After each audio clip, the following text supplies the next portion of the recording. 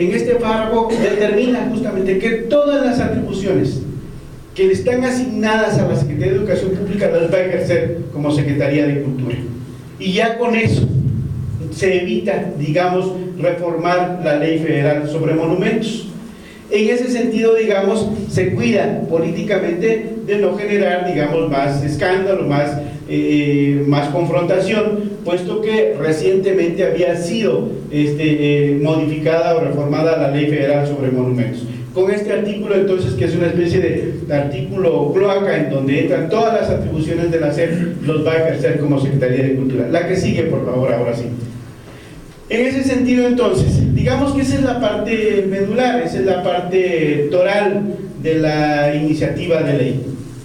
Yo quisiera rescatar lo que considero aspectos relevantes, grosso modo, de esta iniciativa, que sumaría a los argumentos que hasta este momento he planteado. O sea, primero, hay una gran contradicción, con lo que les explicaba al principio, se contradice en lo que fue justamente su plataforma político-electoral. En esa parte donde se decidió no crear la Secretaría de Cultura, ahora se contradice y lo crea. Primer argumento. Segundo argumento, cuando anuncia el presidente Peña Nieto la creación de la Secretaría de Cultura, lo hace sobre la base de que el principal sustento es el análisis sobre la base presupuesto cero. No está demostrado que no vaya a tener ningún impacto financiero para el presupuesto público. No se conoce públicamente ese análisis que hizo Secretaría de Hacienda. Al final, en el texto, vienen 2 o 3 oficios que acompañan justamente esta propuesta, esta iniciativa de ley, en donde, digamos, simple y sencillamente se da a conocer el punto de vista de la dependencia encargada de la Secretaría de Hacienda, que dice que de lo que le presentaron se deduce que no hay impacto presupuestal, pero no está juzgando ni contenido ni otra cosa. Entonces no se sabe bien a bien si ese análisis existe o no existe. Ese es el segundo argumento. De aquí vienen otros argumentos que plantearé justamente al terminar la explicación de este esquema. Es decir, entonces, que nos encontramos primero ante la forma del artículo 26, en el que adiciona la Secretaría de Cultura. Hay una adición del artículo 41 bis que crea la Secretaría de Cultura y establece las atribuciones, sus atribuciones, que son fundamentalmente las del artículo 38 actual, más algunas que adiciona.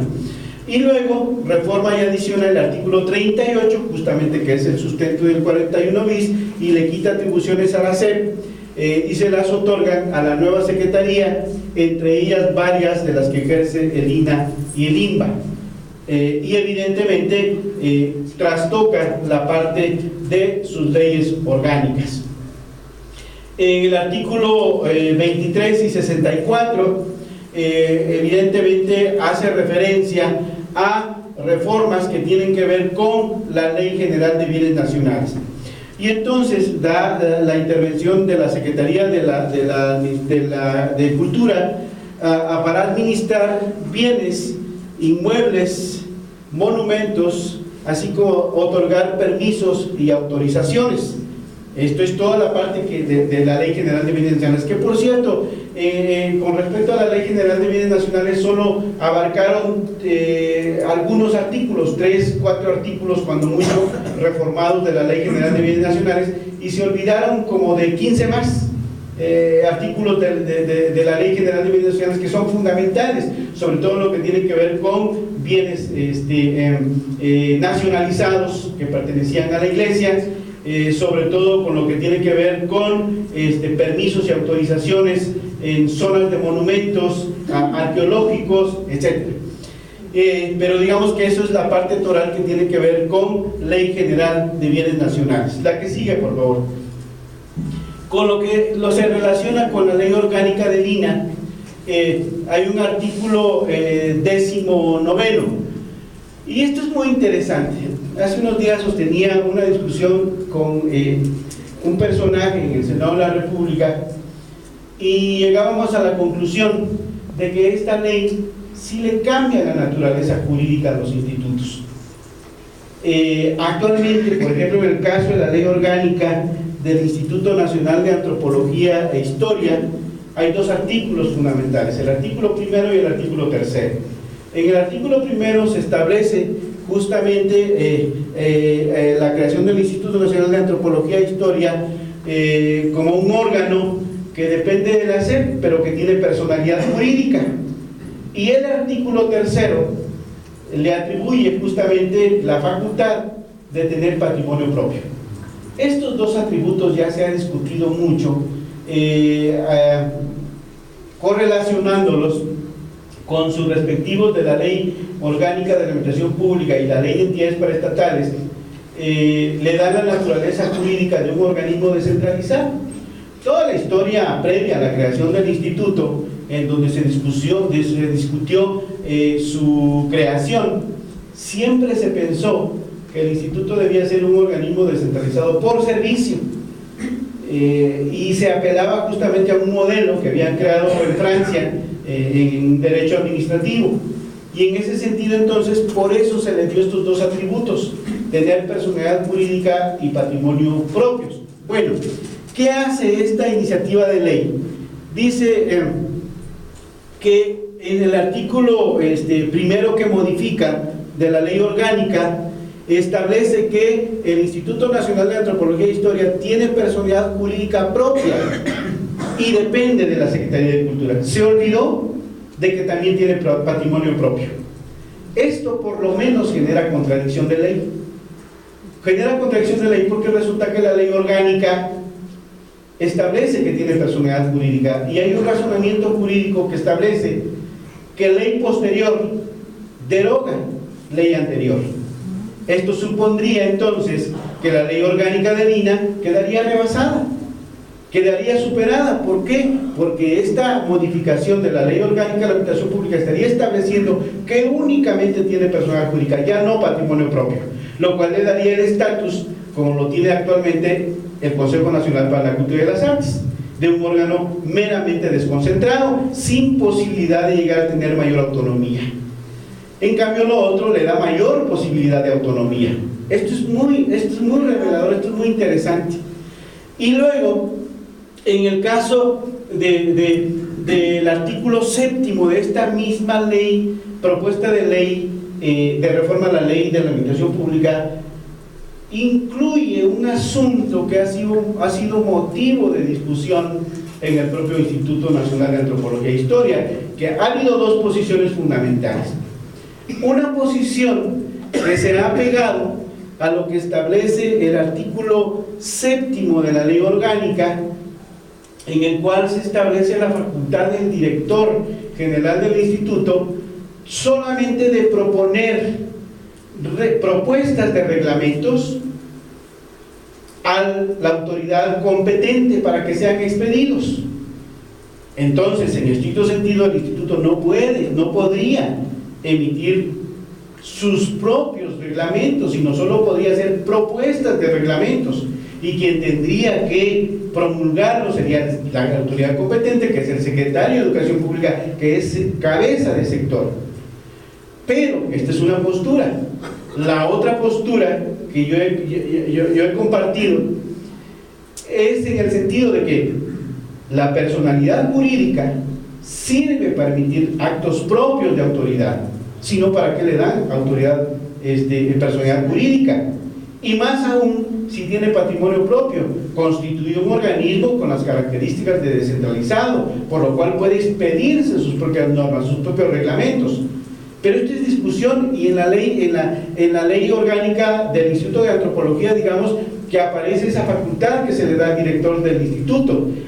Sin embargo, la retoman de la ley orgánica del INAH y la trasladan ahora a esta parte de la Secretaría de Cultura. Oigan, con eso menudo favor nos están haciendo, porque entonces atan de las manos al instituto y hay que término utilizar para ser muy cuidadoso, y no les importa, digamos, el tema de la posibilidad de emitirse su propia normatividad. Esto es muy delicado, porque están asumiendo ya cosas y están determinando cosas que han sido motivo de discusión jurídica en todo caso.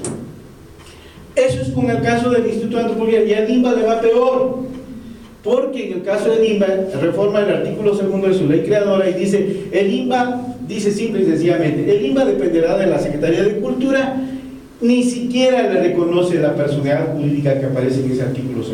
O sea, lo borra así prácticamente, ¿no? Lo convierte en una unidad administrativa. Ese es un problema realmente que mínimamente genera contradicción de ley.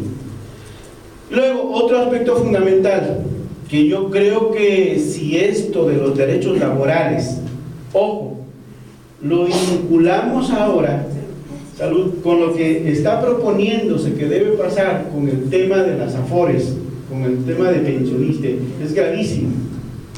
En el tema de los derechos laborales, dice, hay dos artículos que son fundamentales, el artículo 3 transitorio y el artículo 4 transitorio. Dice, los derechos de los trabajadores del CONACULTA y de la SEP, todo aquello que esto implique, la aplicación de esta ley, de la SEP, el INA, el INBA, Centro de las Artes, Radio Educación, es la SEP, dice, se respetarán conforme a la ley. Sí, pero ¿qué ley? O sea, todas las reformas laborales que ha habido hasta ahora, incluso hay una propuesta que está planteando la desaparición del apartado B, perdón, del 123, porque dicen no tiene por qué haber un rubro de trabajadores especiales al servicio del Estado.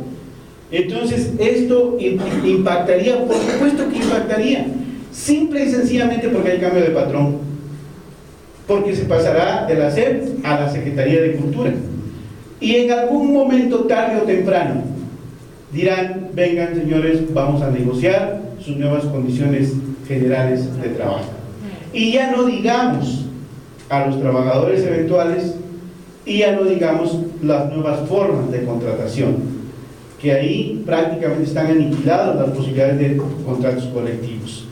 Entonces, en ese sentido, digamos, es letal. O sea, de entrada mínimamente genera una incertidumbre. Más adelante, ya establecido estructuralmente esto, no sabemos hasta ahora exactamente qué podría suceder, pero de que hay un impacto por el simple hecho del cambio de patrón, desde luego que impacta. Por ahí en el cuarto transitorio menciona, pues porque ya se les había olvidado, yo creo, a Radio Educación, dice, y Radio Educación también pasará a formar parte de la Secretaría de Cultura, ¿no? Entonces, en el artículo 4 señala que el INA y el INBA se regirán por sus respectivas leyes. Pues evidentemente sí, sus leyes orgánicas, pues sí, ya trastocadas, ya cercenadas de alguna manera, pues evidentemente pues sí seguirán rigiéndose por ello. Pues si no habría tenido que proponer una abrogación de las leyes orgánicas de los institutos y por lo tanto desaparecerlos. Entonces, cuando uno lee simple y sencillamente esto, dice, el INA y el INBA se regirán por sus respectivas leyes. Mira, padrísimo, no va a pasar nada. No, hombre, despreocúpense, todo está padre, vamos a seguir hasta mejor todavía. No, el problema es que la interpretación de las leyes se hace de forma integral, y entonces el impacto que esto genera, como dicen, el diablo está en los detalles. Entonces, ese es el punto fundamental, digamos, que desde mi punto de vista impacta. Esto es en términos generales, de tal manera que estos argumentos se suman a uno más que yo he planteado, no en términos de argumentos, sino en términos de duda. De verdad lo planteo como una duda. Yo digo, con toda esta transformación, el cambio de naturaleza jurídica de los institutos, ¿a poco no hay violación de la fracción 29 de I, que dice salvo la fracción 25 del artículo 73? No están trastocando la administración de estos bienes, no están trastocando las entidades que hasta este momento han fungido como autoridad en la materia. Es una duda, y lo escribí también en el libro más reciente que publiqué cuando analizo la parte administrativa de los acuerdos. Digo, es de tal magnitud la maraña que han hecho del subsector que alguien tendría que poner orden, y ese alguien tendría que ser el Poder Judicial, que tendría que decir quién tiene que vigilar y cuidar que se cumplan las disposiciones legales que existen en el contexto, en el ámbito de este subsector. Para eso se tendría que recurrir justamente al Poder Judicial para que resolviera sobre el asunto. Bueno, creo yo que en esta circunstancia, después de analizar esto, lo he dicho también con toda responsabilidad, creo yo que tampoco se trata de quedarse inmóviles, de que las cosas no cambien en algún momento. Les comentaba al principio la serie de circunstancias que han llevado justamente a cuestionar permanentemente al Consejo Nacional para la Cultura y las Artes. Y en una reunión que hace unos días participaba, fue muy revelador escuchar que en el ámbito de Secretaría de Educación Pública, de la propia presidencia probablemente, gobernación probablemente, están conscientes de lo que significa esta ruptura histórica de la educación y la cultura. Lo saben. Les da, no lo dicen así, pero yo lo digo, o sea, como que les da miedo lo que puede significar. Más aún si hacemos el análisis prácticamente de todas las secretarías de cultura que existen en las entidades federativas, prácticamente han servido para festivales, para ferias, para concursos, para este tipo de cosas. Otra vez, ¿cómo resuena ese planteamiento, como diría Vargas Llosa, de la banalización del espectáculo de la cultura? Están conscientes, digamos, de eso, pero dice, es que administrativamente ya se les cargó la chamba. Y entonces, por eso, como ya no se pueden hacer, entonces hay que crear la Secretaría de Cultura. Qué irresponsabilidad histórica, qué tontería, por decirlo de alguna manera. Y terminaría señalando que me he encontrado con compañeros de distintas instituciones que me han dicho, pero al final no nos va a ir mal, no nos va a ir tan mal, o sea, con que no nos corran ya, yo digo, qué mezquino, porque lo que está en juego no es ni siquiera nuestro empleo, nuestra institución, es el proyecto de este país, y son de las cosas que todavía quedan, digamos, ¿no? Y que lo digo así tan cursimente probablemente, y que entre comillas no hacen daño porque hay que formar a la gente, y a formarlo en términos de educación histórica, digamos, de valor de estos bienes. Evidentemente eso no gusta, porque entonces crece la oposición, por decirlo de alguna manera, ¿no? Entonces creo yo que estamos ante un momento tan determinante, tan delicado, que se pone en juego mucho más allá de si me va bien o me va mal, ¿no? Pues muchas gracias.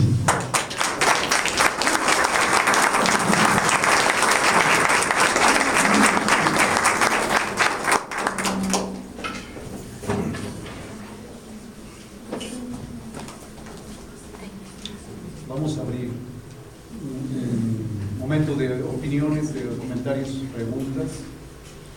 Podemos hacerlo hasta las 12 y luego haremos un receso para que pase un poco colectivo cultura.